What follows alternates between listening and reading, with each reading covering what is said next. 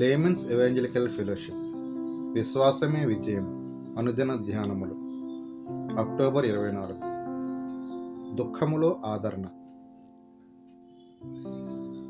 దావీదు మిక్కిలి దుఃఖపడెను. రాళ్ళు రువ్వి దావీదును చంపుదుము రెండని వారు చెప్పుకొనగా దావీదు తన దేవుడైన యెహోవాను బట్టి ధైర్యము తెచ్చుకొనెను. 1 సమూయేలు గ్రంథము 30వ అధ్యాయము 8వ వచనం. పరీక్ష సమయాలలోనూ శ్రమల సమయాలలోనూ సహాయపడిన భక్తి అసలు భక్తి కాదు. అది ఒక ఆచారముగాను, మూఢనమ్మకముగాను, మానసిక ఉద్రేకముగాను, వంశ పారంపర్యముగాను మాత్రమే పరిగణింపబడుతుంది. అలాంటి భక్తి వలన ప్రయోజనం లేదు. తన పాపములను క్షమించు రక్షకుని వెదుకువాని యొక్క భక్తి అలాంటిది కాదు. తన దేవుడైన యెహోవాను బట్టి ధైర్యము తెచ్చుకొనెను అనుటలో దావీదు తన ఘనమైన స్థితిలో ఉండి తన చుట్టూ జరిగే పరిస్థితులను అనుమతిస్తున్నాడని చెప్పలేము. ఒకడు జీవముగల దేవుని ఎరిగినప్పుడు తాను తిరిగి సంపాదించుకొనుటకు దేవుని యొద్ద తగినంత కృప ఉన్నది. విశ్వాసము దేవుని చేత నడిపించబడును. అది ఎన్నడూ నిలిచి ఉండదు. అయితే మొదటి విశ్వాసపు మెట్టు మాత్రము ఊరక ఉండి కనిపెట్టడం. అలా కనిపెట్టినప్పుడు దేవుడు మాట్లాడుతాడు. చాలామంది ఊరక నిలిచి కనిపెట్టడము చేయరు.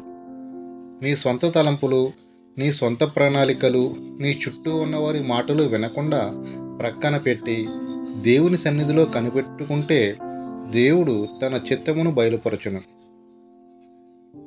ఊరకుండుడి, నేనే దేవుడినని తెలుసుకొనుడి.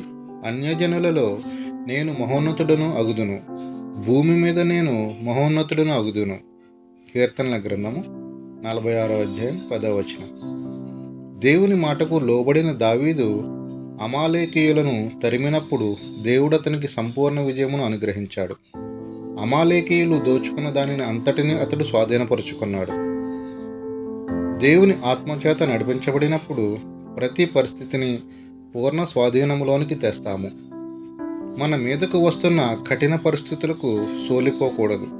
మన ప్రభువును రక్షకుడునైన జీవముగల దేవునిలో మనలను మనము ఉత్సాహపరుచుకోవాలి.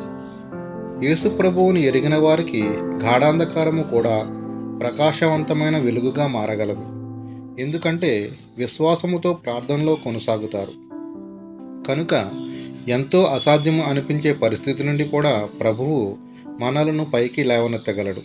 కనుక ఎట్టి పరిస్థితి సంభవించినను మన చుట్టూ ఉన్న భయము, దుఃఖములను మనలోనికి రానివ్వకూడదు. ఒక క్రైస్తవుడు మరణకరమైన సోమరిగా ఉండలేడు. ప్రభువులో మనలను మనము పురికొల్పుకొనుచు భయమును వీడి ముందుకు సాగుదాము. జాషువా డానియల్ గారు.